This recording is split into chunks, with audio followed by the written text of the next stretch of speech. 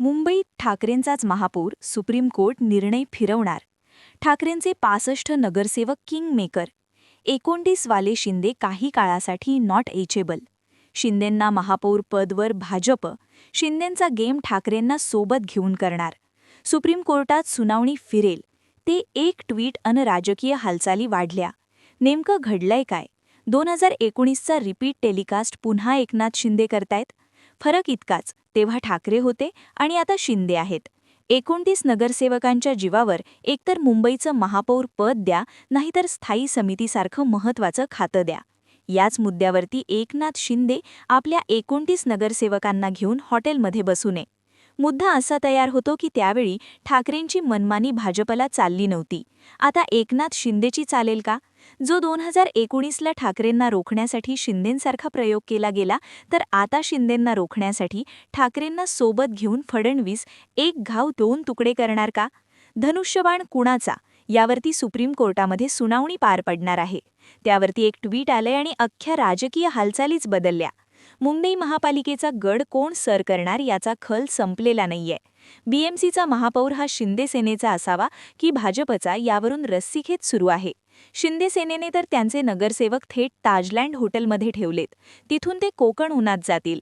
फोडाफोडीची शक्यता लक्षात घेता हा प्रकार सुरू असल्याचा दावा करण्यात येतोय. मुख्यमंत्री देवेंद्र फडणवीस हे सध्या दावोस दौऱ्यावर आहेत.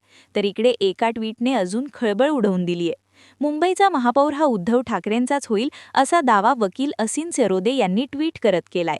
मुळात म्हणजे या ट्विटला दाखले जोडण्यात आलेत आणि ते दाखले खरोखरच तथ्य दाखवणारे आहेत. भाजपचा मुंबईसह राज्यात झंझावा दिसून आला. अनेक महापालिकेत भाजप अगदी बहुमताच्या जवळ आहे. मुंबईत त्यांना बहुमताचा आकडा गाठण्यासाठी शिंदे सेनेची नितांत गरज आहे.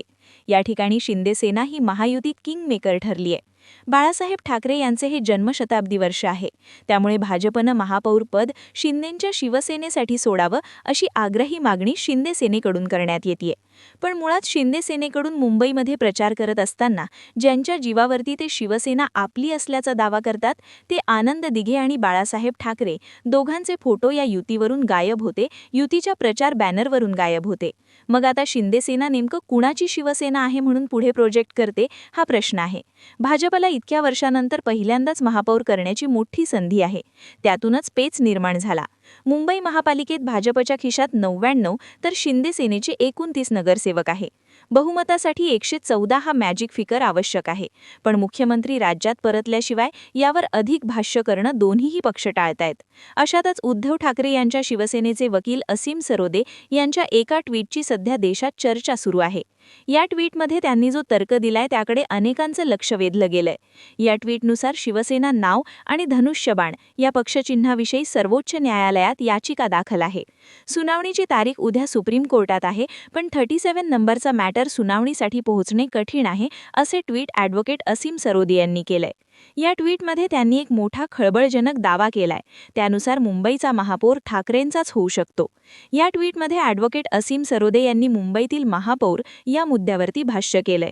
आता लोकांचा नवीन प्रश्न, जर एकनाथ शिंदेंकडून पक्षचिन्ह आणि शिवसेना नाव काढून घेतले तर मुंबई महापालिकेत काय होईल? मला वाटतंय शिंदे सेना भाजपमध्ये विलीन होईल व एकनाथ शिंदे यांचे राजकीय महत्त्व एकदम कमी होईल. शिंदे सेनेतील अनेक जण उद्धव ठाकरेंकडे स्वगृही परततील आणि मूळ शिवसेना अधिक ताकदवान होईल. उद्धव आणि राज ठाकरे मिळून मुंबई महापालिकेतील राजकारण फिरवू शकतील. सर्वोच्च न्यायालयातील एका निर्णयामुळे सुरू झालेला खेळ सर्वोच्च न्यायालयातच कधीतरी संपेल, असा दावा असीम सरोदे यांनी केला.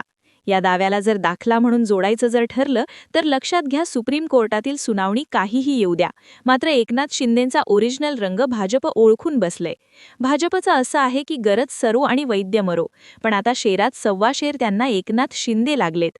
जो राजकीय प्रयोग उद्धव ठाकरेंना थोपवण्यासाठी शिंदेंसोबत केला गेला, आता त्याच प्रयोगाची पुनरावृत्ती करण्याची वेळ आलीय. अमित शहा यांनी काही दिवसांपूर्वी म्हटलं होतं की कुबड्या हटवण्याची वेळ आलेली आहे. 2029ची निवडणूक निवडणुका भाजप स्वतंत्र लढणार. अगदी तेच खरं करायचं जर ठरलं तर नगर परिषदांच्या निवडणुकांमध्येच एकनाथ शिंदे आणि देवेंद्र फडणवीस यांच्यामध्ये कुठलंही सूत जुळत नव्हतं. देवेंद्र फडणवीस नामनिराळे राहण्याचा प्रयत्न करत होते, मात्र रवींद्र चव्हाण यांनी एकनाथ शिंदेंची नाकाबंदी केली होती. आता याचाच जर विचार करायचा जर ठरला तर या सगळ्या घडामोडी थोड्या थोड्या आठवून बघा आणि याचे काय परिणाम होऊ शकतात ते बघा.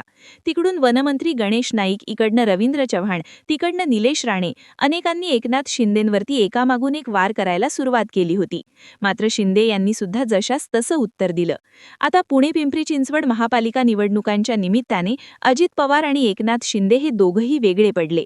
अजित पवारांनी सुद्धा फडणवीसांशी पर्यायी भाजपशी ओपनली पंगा घेतला आणि त्यातूनच सिंचन घोटाळ्याची फाईल पुन्हा खुली केली जाणार या धमकीवजा इशारा जो होता तो भाजपनं अजित पवारांना दिला. आता झेडपीच्या निवडणुकात आणखी ताणतणाव दिसेल. त्यामुळे या सगळ्याच बारीक-सारीक गोष्टींचा जर विचार करायचा जर ठरला तर सध्याच्या घडीला ठाकरेंना सोबत घेणं भाजपला कसंही सोयीचं आहे. गेल्या 5 वर्षांपासून ठाकरे संपवण्याचा प्रयत्न केला जातोय, पण एक जरी जागा ठाकरेंची निवडून येतेय तरीही त्या पक्षाचं अस्तित्व आहे. या सगळ्या घडामोडींकडे तुम्ही कसं पाहता? कमेंट सेक्शनमध्ये जरूर व्यक्त व्हा.